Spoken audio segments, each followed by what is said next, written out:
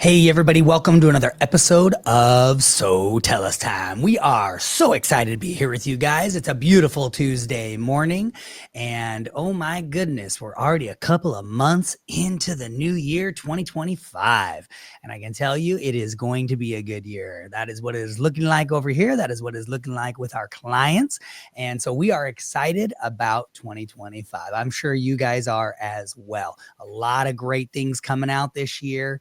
A lot of, people being willing to spend more money and not quite hold on to their money, which is what we kind of felt at the middle to end of last year, is people were kind of holding on to their money. They didn't really know what was going to go on, with the economy and with the country and things like that. So when people get tight, then businesses get tight and, it hurts everybody all the way around. So we love small to medium-sized business, us. And so today we're actually going to kind of keep on with the theme of improving upon your businesses. And we're going to be talking about setting clear expectations for your employees as well as ourselves as owners, so that we can ensure that our businesses continue to thrive. It's really important. Everybody puts expectations on their employees, but you also need to make sure you have expectations on yourself as well as the business owner, because if there is not a leader at the helm, that ship is just at the will of the sea, right? All right, Troy, let's jump in. Yeah, absolutely. So we're going to talk about, again, setting those realistic expectations as the business owner, right?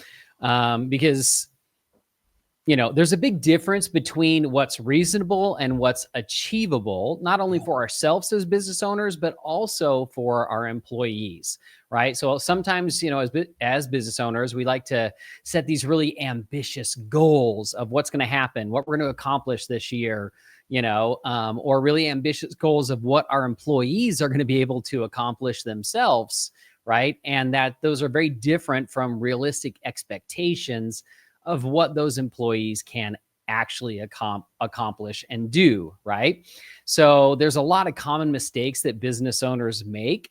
And one of the biggest ones is assuming that employees are going to think like you as an owner, right? We go, well, if I was doing their job, I would do this and I would do it that way. And I would put in the extra effort and the extra hours. And, and we seem to think, or a lot of times we tend to think like, they should do it the way we would do it. But we need to remember that they're not the owners of the business, right? They don't care about the business as much as we care about the business. They haven't put as many years, and effort and sacrifices into the business that we put in the business. For them, it could just be a job, right? That they're doing in order to pay their bills. So, we need to make sure that we understand our employees, we understand, and have correct expectations from our employees of what they're going to be able to do. And I'm going to give you an example of, misaligned expectations. So I remember we have this client. He's a high-end surgeon, and so like a dental surgeon. And he does this thing called all on four, where he basically, like, in a single day takes out all of somebody's teeth and puts all brand new, like, veneers in there. And, this is not a cheap procedure. It's like a $50,000 procedure to do this. And so we were doing a bunch of marketing for him, sending a bunch of leads over to his office. And we weren't seeing the conversion that we were expecting from that. So we asked him, we're like, hey, look, we expect you guys to be getting a lot more conversion off of these leads. These are really good leads. Who's following up with these leads as they come in? And so he said, well, my receptionist at the front desk, she's the one who follows up with these leads. And it just blew our mind. We're like, wait a minute. So like, your expectation is this receptionist that you're paying $15 an hour that just graduated high school 6 months ago, that she's going to be able to handle $50,000 leads, and that she's going to be able to, talk to these people, sell these people, convince them to schedule an appointment to come in and meet with you, the doctor, for 50, when they're going to expect to pay $50,000 for this procedure. right? So he did not have the right person for the job. He did not have the right expectation for the employee that he had, right? She was a great employee. She was a great receptionist, and she did that job very well. She was not a skilled salesperson, that could nurture those leads, handle objections, and close deals. And so there was an unrealistic expectation set on her, from the business owner. So that's just an example of how sometimes, we're just like, well, this is the employee I have, so they need to do everything that I need to be done, even if they're not the right employee to do that. So it's really important that, not only for the employee to be able to have those expectations and understand those expectations, but us as owners understand, what they can really do, right? So the lesson here was basically that, you need to be able to align your expectations with your employees' skill sets so that you can get the maximum results from them and their skills. Now, the next thing we want to talk about is basically, aligning those expectations with roles and resources, right? So we need to understand what are our employees' strengths and then what are their limitations, right? And then we assign the roles based on their strengths, and then the limitations, we have a couple of options, right? We can provide necessary tools or training to help them be successful in those limitations, or we need to find someone else who can handle that job, has the right strengths to handle that part of that job, right? But we can't just give it to them and expect them to be able to do everything that we give them without, the skill set or the training or the support behind them. Now, the next thing we want to talk about when it comes to those clear expectations is, communicating those expectations effectively. And this is really important, right? Because we see this all the time. You have an owner and an employee, and the owner's like, man, you are not doing your job right. You are not doing what I wanted you to do. And then when you actually talk to the employee, it's like, well, I've never been asked to do that. I've never been trained how to do that. I didn't even know that was a part of my job, right? Mm-hmm. And so making sure that you're setting expectations from the start. Right when you bring an employee on, you should be it's important to be very clear on what their job description is, and go over that during the onboarding process. Make sure that they understand that job. Now, I know as small business owners, a lot of times our attitude is, well, I just need them to do whatever I need them to do when I need them to do it, right? And I get that. We all get that. As small businesses, we need people to step up into roles and just take care of whatever needs to be done, right? But we need to make sure that we're explaining to them clearly, this is what your job is. This is what I expect you to do. And there might be moments when I'm going to need you to step up and do something else outside of that, but I'm going to help you do that, right? I will train you to do that. I'm not just going to ask you to do it without training you to do it. So one way to make sure that you set those expectations in the beginning is, creating SOPs or standard operating procedures, having guidelines in place to reinforce those expectations. Give them a way to see and understand what the roles of the job are. And then the next thing you want to do is make sure that you have ongoing communication and course correction. This is really important, right? A lot of times as business owners, again, we tell them, hey, this is what you're going to do for your job. And we send them on their way and we expect them to be able to do it. And we never follow up with them. We aren't communicating with them. We're not course correcting them along the way, right? We just kind of let them do what they do until, either they figure it out on their own or they do something so bad that we're like, oh, I got to get rid of you, right? And they get so far astray from where they should be that it's like, nope, I just got to fire them and start all over. When really what we should be doing is along the way, we need to be doing those course corrections and helping them, guiding them into the right way to do things. So it's important to set up regular check-ins and, feedback loops with your employees. So those can be in company meetings, weekly company meetings that you have. Those can be in individual meetings that you have. with those employees. Those could be in department meetings. That's really important as well. Setting up the different meetings for the different employees or departments and going over the things that they need to focus on. So for example, in our company, we have a sales meeting with our sales director and our sales guys. That's really important. We have a project meeting where we have people on specific projects show up. We have our development meeting where the dev team gets together, and then we join them on those. So making sure you have those regular check-ins and feedback is important. And make sure you encourage two-way communication, meaning that you're allowing your employees to ask you for clarification, right? Your employees should never be afraid to come and ask you to clarify or to give them help or to give them additional training on their job. If they don't feel comfortable coming to you as the business owner to ask for that help, then most likely they're never going to be able to figure it out, and you're going to lose that employee eventually, right? Either you're going to have to get rid of them because they're not doing their job correctly, or they're going to leave because they don't feel successful in their job. So really important to have that as well. Now, the third thing we want to talk about is tracking and measuring the success of expectations. So this is really important, right? You set an expectation with that employee.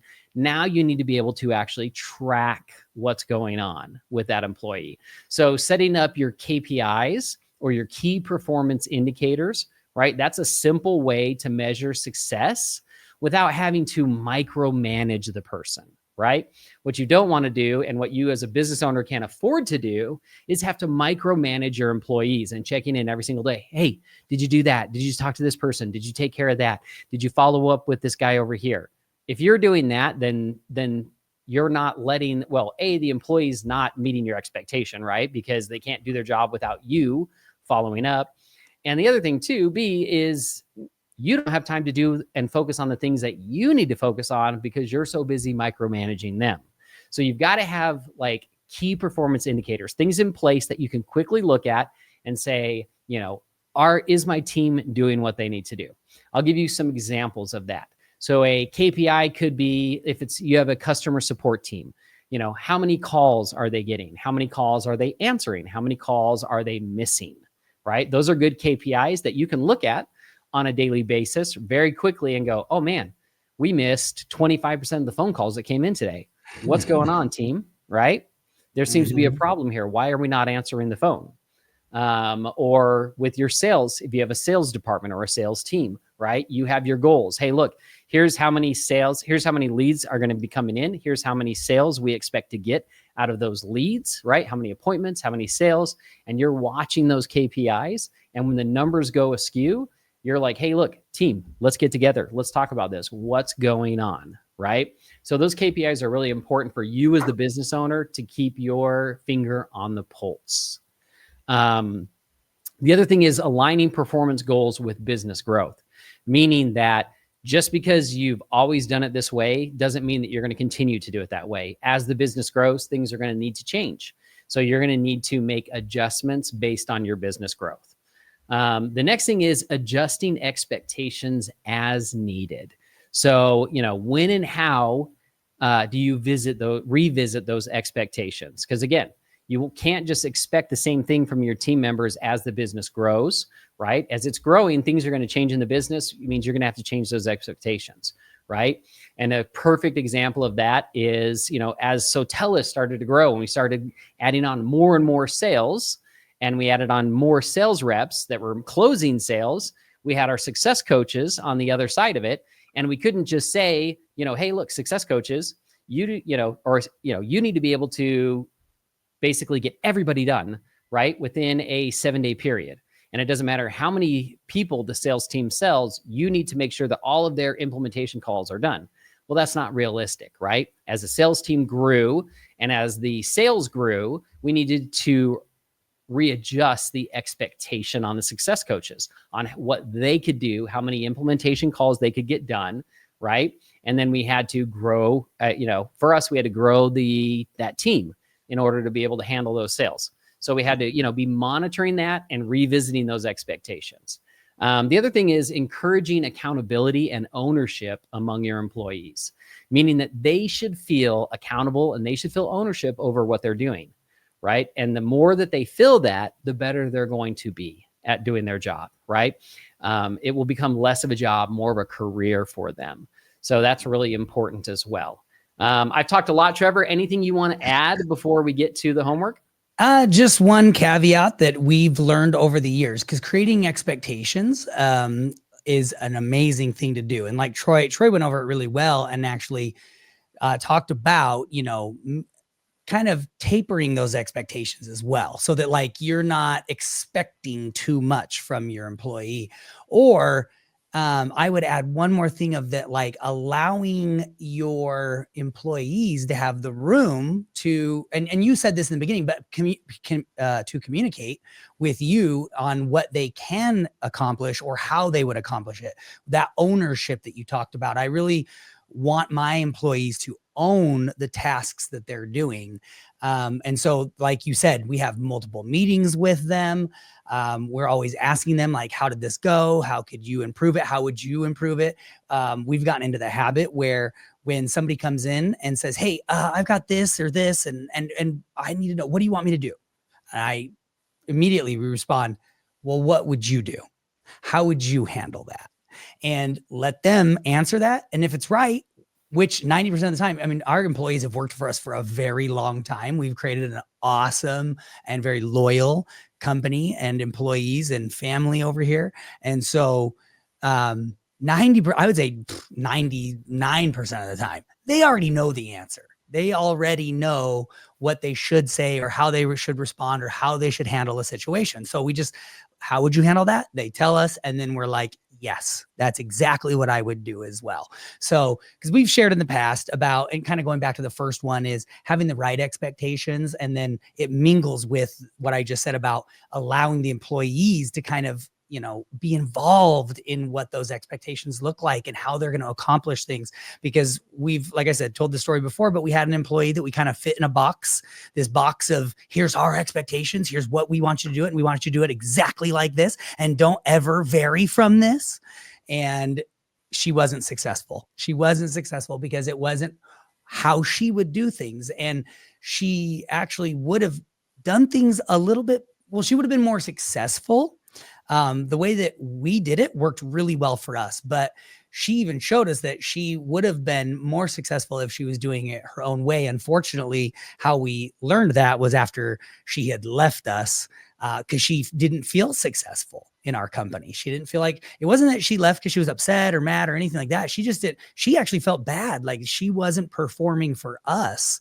And right after leaving us, though, she took a lot of the knowledge she learned and she landed some very large clients of her own, which could have been that revenue could have been in our company. And instead, we didn't let her have the voice to tell us how she would do something and still accomplish the same goals. And so she left us, went and did some things on her own and landed some big clients. So we learned a very good lesson in that one.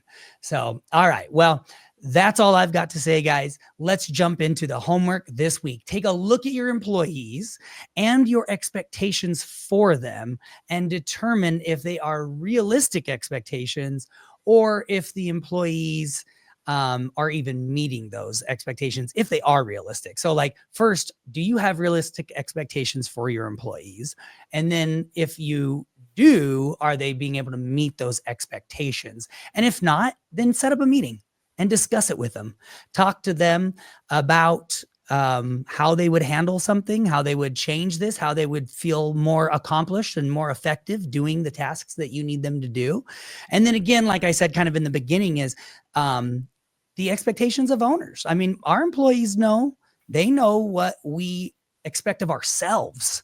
And Troy and I are pretty, I mean, we're, a lot of times first ones to the office, last ones to leave. And I love Elon Musk and how he tells the story of often he would sleep in the warehouse. And it wasn't because obviously Elon Musk is freaking rich. It wasn't because he didn't want to go home or he, didn't have a anywhere to go. He had to sleep at the office. No, he would sleep in the warehouse under a table because he wanted his employees to see him when they came in, see that he didn't even leave. So he really set up an expectation of himself to his employees and was like, look, I'm setting the expectation that I am in this game with you. Right.